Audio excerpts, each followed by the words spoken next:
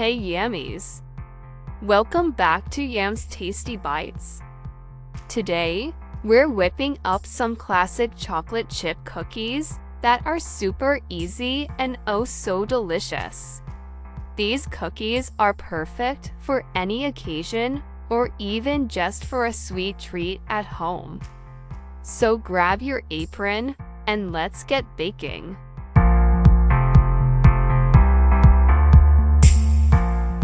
If you don't like complicated recipes but still want delicious cookies, then follow these easy steps.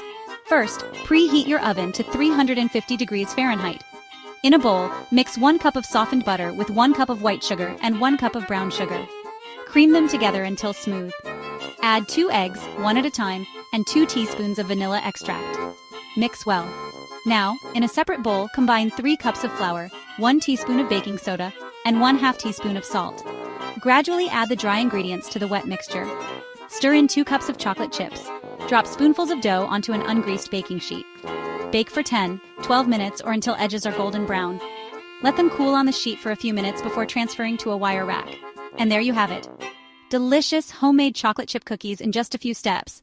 Enjoy your warm, gooey treats.